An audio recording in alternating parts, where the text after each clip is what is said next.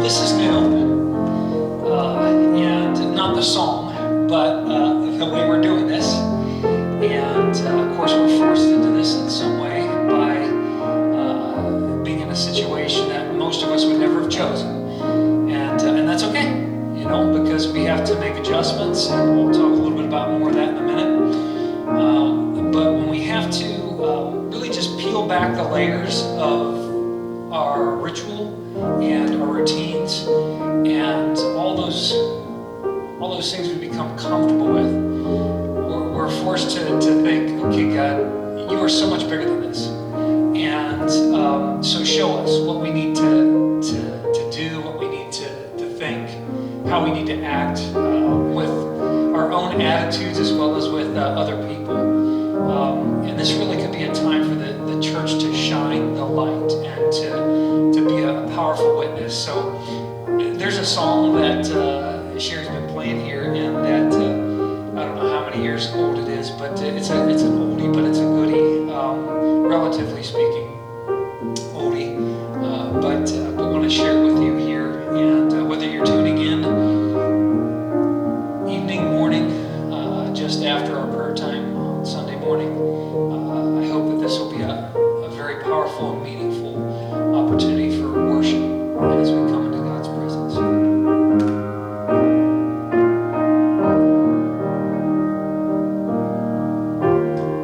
When the music fades, all is slipped away, and I simply come, longing just to bring something that's of worth that can bless your heart. I'll bring you more than a song, for a song in itself is not what you have required. You search much deeper within, through the way things appear. You're looking into my heart. I'm coming back to the heart of worship, and it's all about you. It's all about you, Jesus. I'm sorry, Lord, for the thing I made, 'cause it's all about you. It's all about you, Jesus.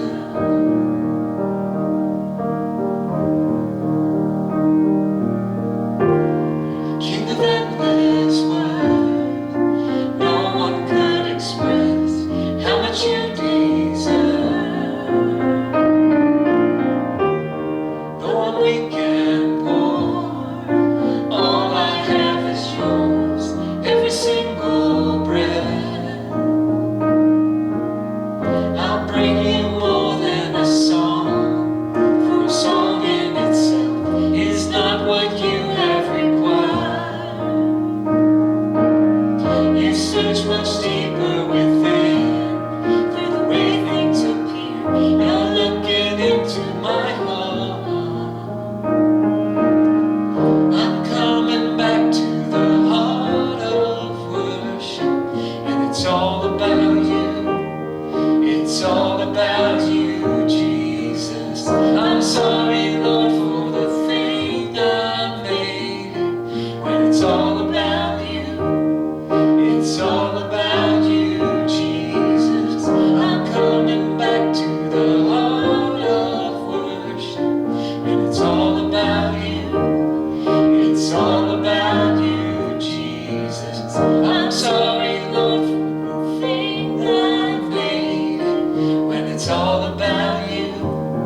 It's all about you, Jesus. It's really what it is. It's all about Him. And so whether we're doing this by recording or whether we're doing this on Sunday morning at 10:30, whether we're doing this over the internet live, which maybe hopefully we can get to sometime, our attitude really has to be, God, whatever you want. I'll say, it's been a struggle, I think, for me, because I can get into this routine and I don't want to have to make changes, but at the same time I recognize that it's stretching and it's challenging. And so if you're struggling with it, I want to encourage you. I want to encourage you this day, as you're watching this, to be allow God to do in you and through you what He wants to accomplish. Don't fight it, but let it make you better. And one of the things that we're going to be singing here in just a second is "Lead Me to Calvary." And this season of Lent is one of my favorite on the Christian calendar because it really focuses in on what Christ accomplished to bring about our redemption. And when I meditate upon that, to think that the God of the universe loved me so much, loved you so much, that He didn't hold anything back, and He suffered and endured difficulty, pain, mocking, and ridicule for us. I think, wow, we can endure a little bit of inconvenience in this moment here and in this time, and really say, God, help us take up our cross so that we can follow you and do so in a way that represents who you are. So, if you know the song, sing it with us here this morning, this day, whenever you're tuning in. But lead me to Calvary.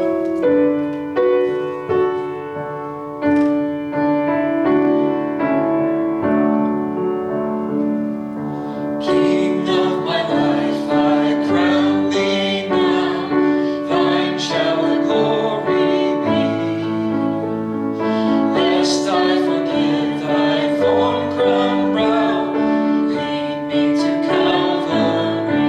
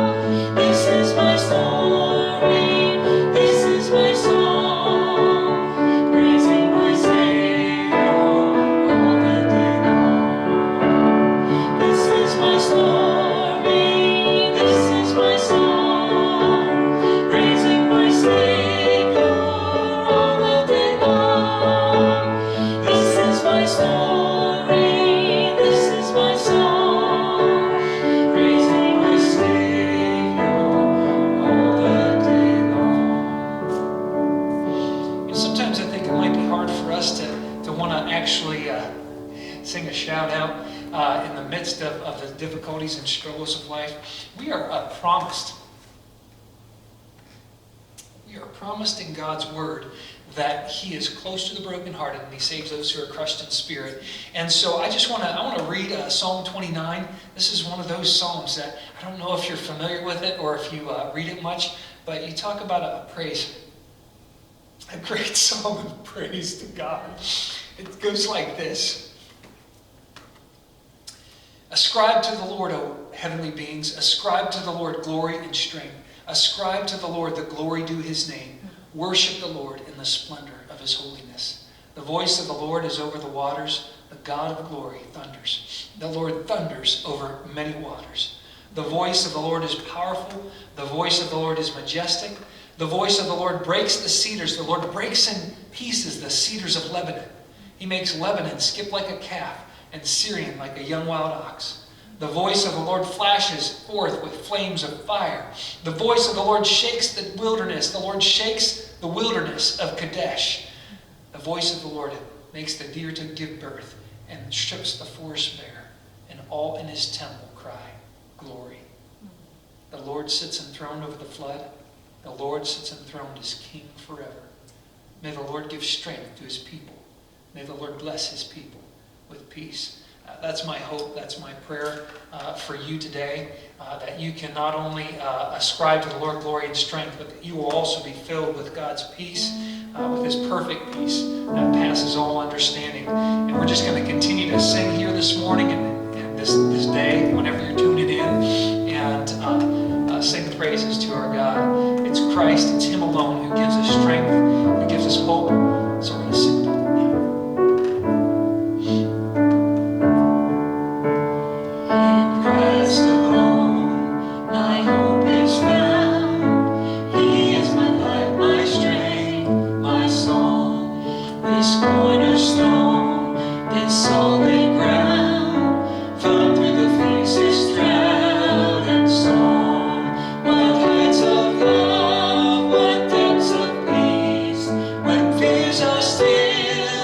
Striving seas, my comforter, my all in all. Here in the love of Christ I stand. In Christ alone, who took on flesh, fullness of God in helpless babe. This gift of love and righteousness, scorned by the ones He came to save. All that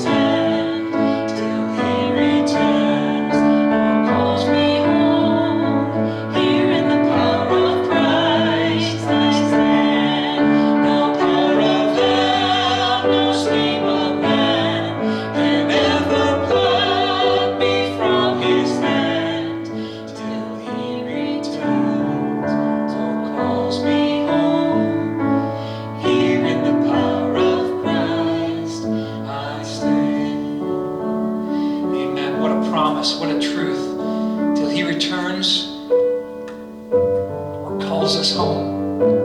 We stand in the power of the one who overcomes the world, who overcame the world, and who gives us victory as well.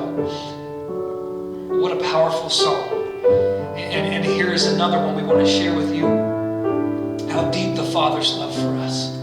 If you're tuning in here, and maybe this is the first time you've tuned in the New Heart Community of Friends YouTube videos. I know we don't have a whole bunch of views yet, but wow, hear these words of this song, that God loves you immensely, so much so that He gave His Son to bring about your salvation, to die, to give you life. Praise the Lord. Praise the Lord.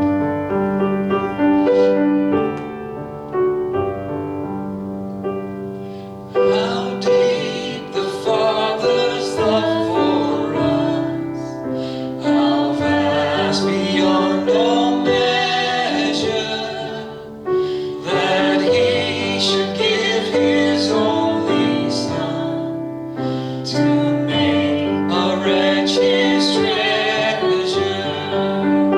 How great the pain of searing lust, the Father turns His face away, as wounds which mar the chosen one bring many sons to glory.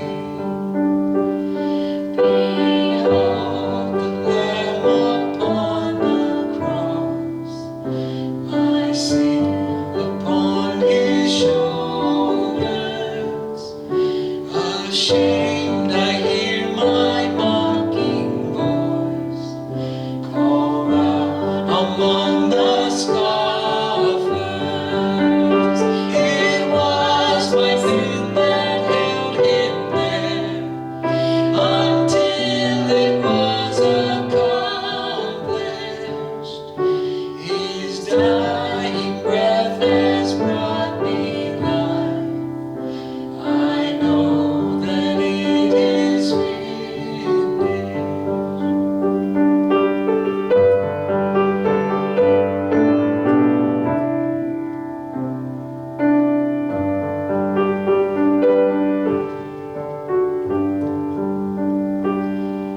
I will not boast in anything, no gifts, no power, no wisdom, but I will boast in Jesus Christ, His death and resurrection.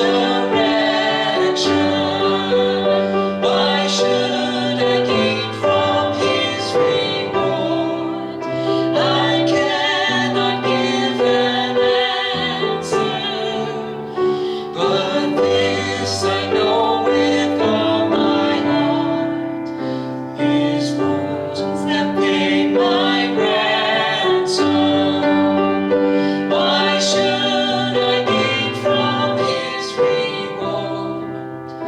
I cannot give an answer, but this I know with all my heart: His wounds have paid my ransom.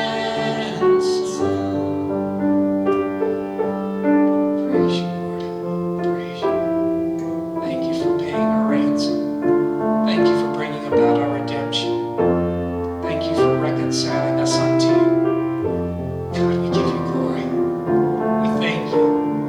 It's by nothing that we've done that we could accomplish this restoring of the relationship with you. Only through Jesus, His perfect life, His unblemished blood, His sacrificial death on the cross for us, can we stand now in your presence and sing your praises. Thank you, Lord.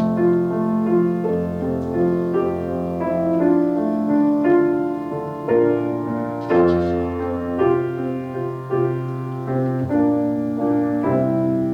Let's let this lead us into a time of prayer here. Jesus, draw me close, closer, Lord.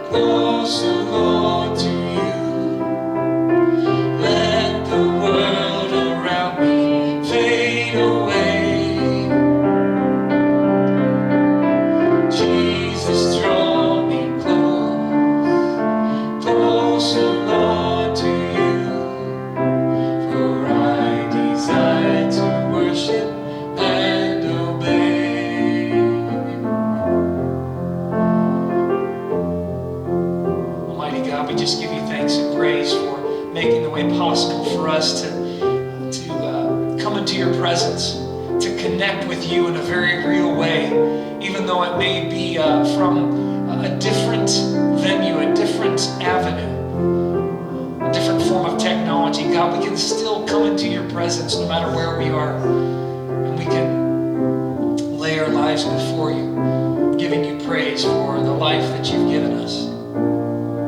God, we want to just call to mind the many who, at this point in time, in world history, not just in our nation, but all across this planet, people who are suffering, people who are struggling, people who are battling through serious illness.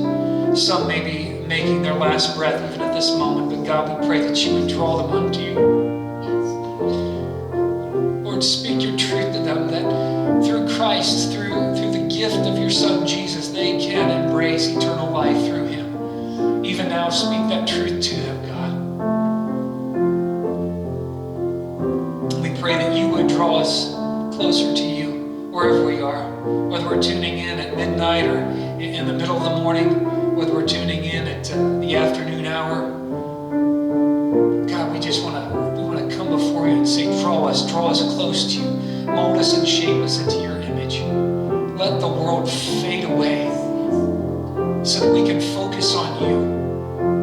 Help us not to beat at these walls that we may feel like are closing in because of shelters in place or other things that are put in place for our own protection. But help us to embrace this time of solitude and of drawing near to you, God. We need you. We love you, Lord. We praise you. Thank you. Thank you. Thank you, God. In Jesus' name. Amen. I'm actually going to put my wife on the spot here and have her read from Joshua 1 through 9 here, and that way you're not tired of hearing what I'm saying. Joshua 1.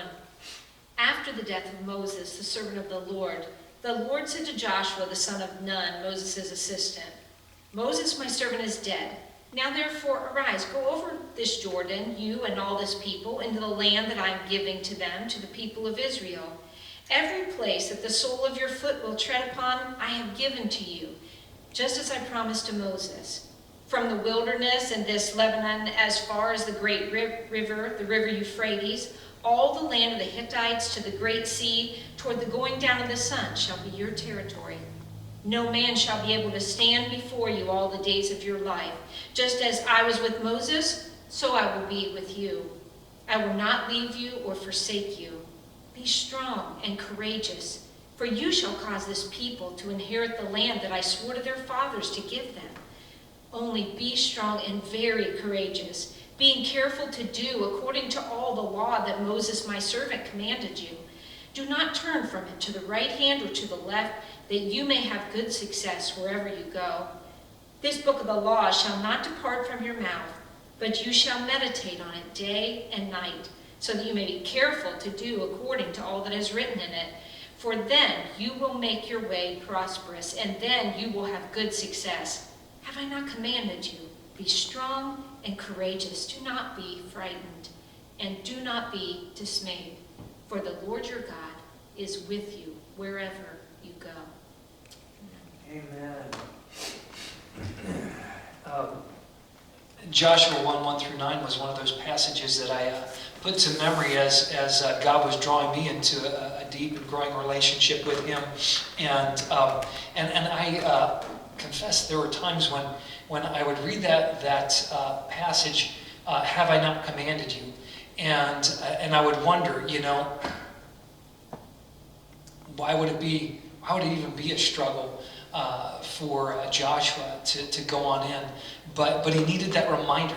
He needed to be reminded that God was going to be with him, and that it was God calling him into this, to lead the people into the land of promise. And so what a powerful passage, and what a meaningful word for us today as we encounter some struggles that we hadn't planned on. I want to just say this. I am so thankful. And even though Sherry and I couldn't get to Fort Sill, Oklahoma to celebrate Bryant's graduation, he is done graduated, and we are so thankful. Indeed. He's graduated from basic combat training from the Army, and what a joy. We are so proud of him, and so we're just giving him one more shout out here. But more than just completing 10 weeks of training that turns civilians into soldiers, we've witnessed a wonderful maturing in Bryant. We've seen some steps that he's taken. It's evident in his letters. It's evident in the conversations that he's had with us, either through FaceTime or through the phone calls, and those have been pretty cool. Now, keep in mind, he's only 18 years old, getting ready to go 19, right? In just a couple months. So he has a long way to go. But you know what? In reality, don't we all? Don't we all? It's not about where we are right now, but where we're heading. And he's heading in an awesome direction. It's interesting to me how adversity and changing up our familiar routines and those things like that, maybe some virus, it has the potential to do one of two things: either to knock us off track or to knock off some of our rough edges. And I'll have to admit that that's I think what God's been doing in my life. I'm going to come back to that in just a minute, but I want to say Bryant's basic combat training was broken down into 3 phases. I think I mentioned this actually several Sundays ago when we were wrapping up our spiritual basic combat training. But they were called the red, white, and blue phases, and they're about a 3-week phase each. And each of those 3-week phases, it culminates in a outdoor overnight wilderness encounter, I guess you could call it. It's a rigorous environment for them to really put into practice what they've learned over those 3 weeks. They were called the hammer, the anvil, and the forge. The forge would be the last one, of course. And the purpose of each phase, along with its climactic wilderness encounter, was to push the trainees, to push them to their physical, mental, and their emotional limits. Okay? Pushing them to their limits in order to steel them into confident, courageous soldiers. No longer civilians, but confident, courageous soldiers. Soldiers who will embody the core values of the Army, which, if I remember correctly, are loyalty, duty, respect, selfless service, honor, integrity, and personal courage. Very valuable core values. And such qualities, I do want to say, they are rarely, if ever, formed in a vacuum. They are rarely, if ever, formed with lots of creature comforts at our fingertips. You hear what I'm saying?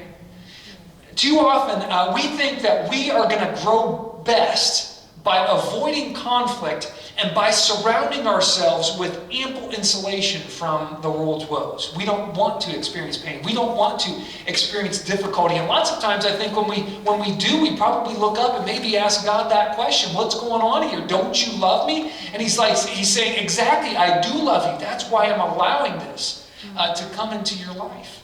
You see, the absence of pain and adversity actually makes us soft. It makes us pampered. It makes us unprepared to press on in the middle of the storm. We'll just throw our hands up in the air and give up. But the truth is that we learn fortitude and resilience in the forge. Yes. Through the hammer and the anvil. Yes. Through the crucible. Yes. It's in the crucible where we are purged of our impurities, where our selfishness and that chaff of the individual selfishness is cleansed from our very selves. In truth, we have to be broken to be made whole. That's what God is trying to show us when we go through the extreme conditions of the wilderness of our lives. We learn that we can push ourselves beyond what we thought we could bear. And you might even have some moments in your life where you didn't think you could take another step, but you did. You didn't think that you could take another breath, but you did.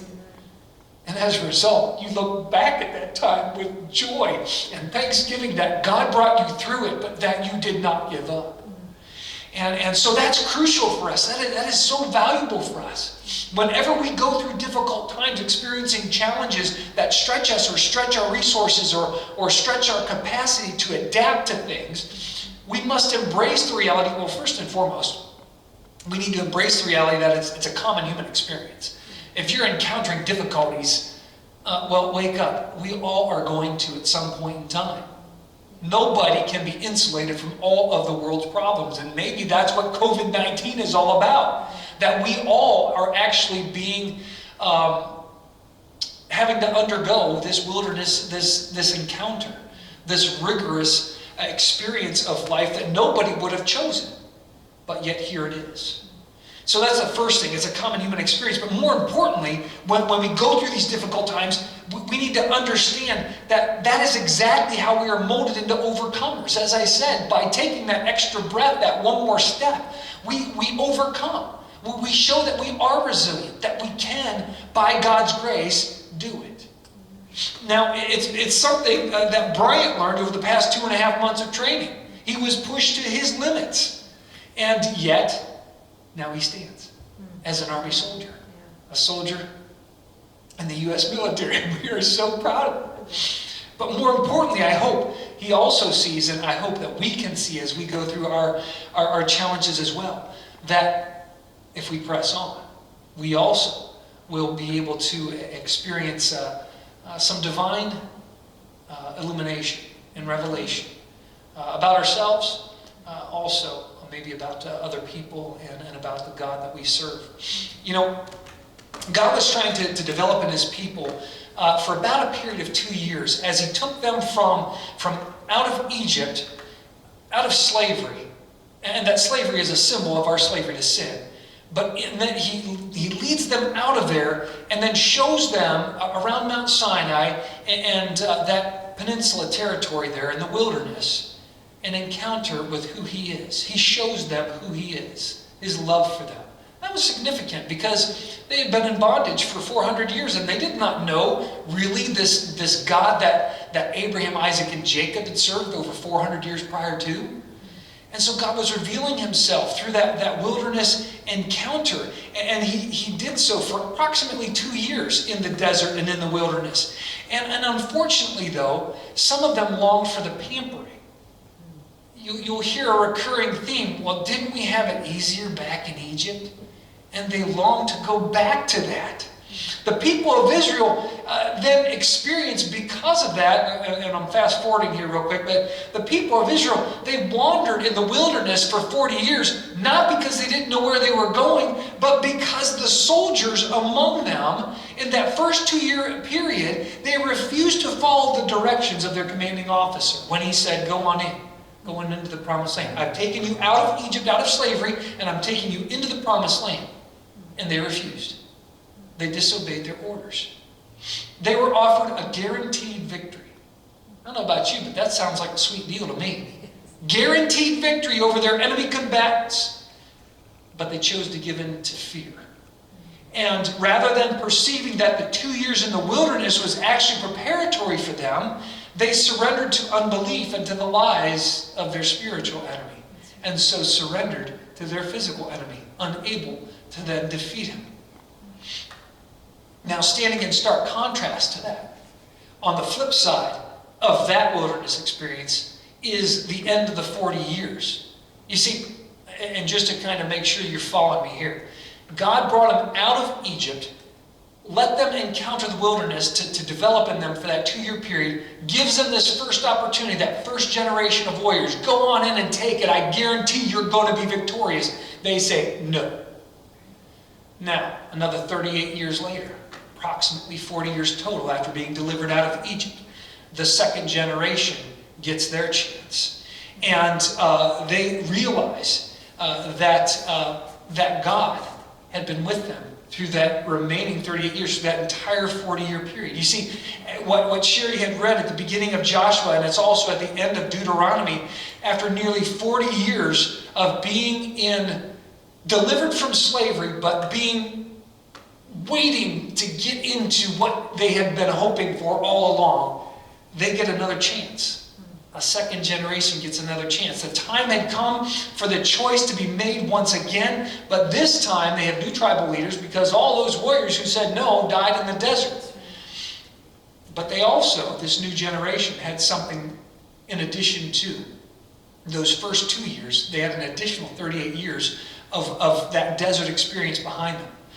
Those wilderness wanderings, they provided not only the proper punishment for that unbelief of that first generation, but it also offered the forging of the faith of that second generation. Because though they walked through a dry and desolate land, the Lord made sure that they had manna each and every morning, and that they had meat in the evening. Not only that, but he led them to where water was available. And when water wasn't available, sometimes he brought it from a rock. Remarkable. He provided for them in miraculous ways so that they had just enough food and drink for each day and just enough of the clothing and sandals that didn't wear out in order to lean entirely upon the God who delivered them from slavery and promised to bring them into the promised land. The God who said that he would be there with them to care for them. They could trust their provider. They could trust their protector. They could trust the one whose plan for them was good and not evil, but only good. Now, therefore, when they're standing there at the edge of the promised land this second time, remembering what that first generation did, these guys, they were locked, they were loaded, and they were ready to rendezvous with whatever was on the other side of that Jordan River. In fact, they had already defeated Og and Bashan and some others that attacked them on the east side of the Jordan River, but they were ready. They knew that God had provided for them. When God told Joshua to send those priests walking with the ark in between them and into the flood waters of the Jordan River, they didn't hesitate. They went. They walked right in to the Jordan River and the waters stopped. Giving every Israelite warrior the opportunity to cross over on dry ground during the Jordan River's flood stage.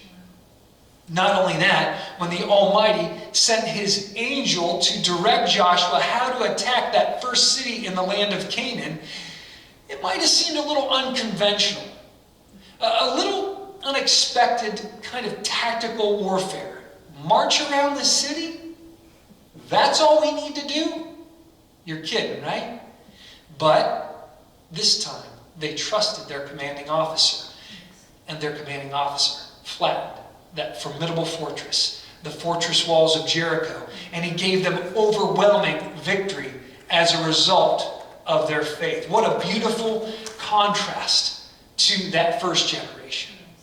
Now, as we enter this wilderness period brought on by some microscopic bug that we are probably, quite honestly, getting sick of seeing pictures of online or in the news, right? As we enter this wilderness period, there's a couple ways we can respond to it. And here's where we come back to. We can let it knock us off track, or we can let it knock off some rough edges. We can allow the adversity to break us down and leave us in a puddle of tears and unbelief. Or we can let it make us stronger, more resilient, more determined until we have breakthrough. And that's what I'm hoping. That's what I'm hoping that you will long for and that you will choose as well. Let's look for ways. Let's look for ways to let this, call it a forced sabbatical, if you will. Everybody's kind of being like forced and to look inward and to reflect. Let's look for ways that this forged sabbatical will mold and shape us into the image of our Savior Jesus, into what God wants for us, into a greater understanding and a greater longing for who He is. We were given a wonderful opportunity here to turn off some of the distractions and all those things that we run around chasing, and just to pause and to say, okay, God, I'm listening. Speak.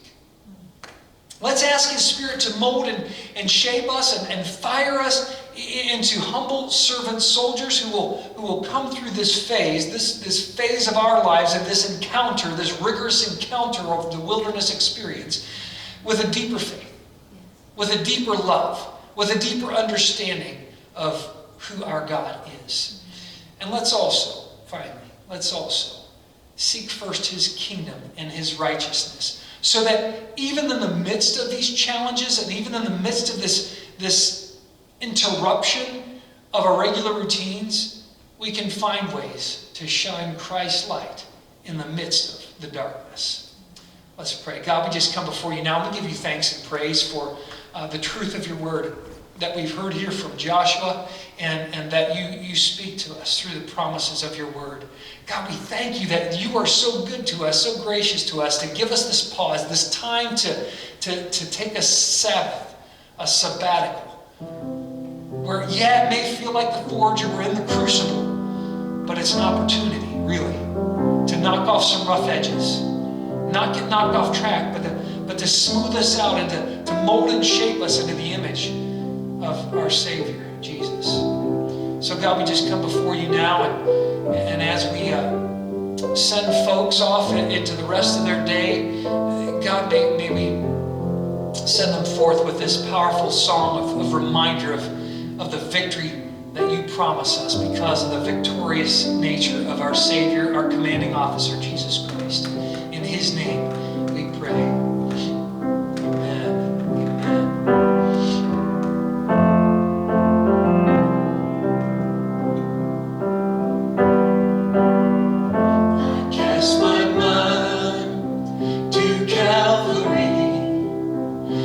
Jesus bled and died for me. I see his wounds, his hands, his feet, my Savior on that cursed tree. His body bound and drenched in tears, they laid him down in Joseph's tomb.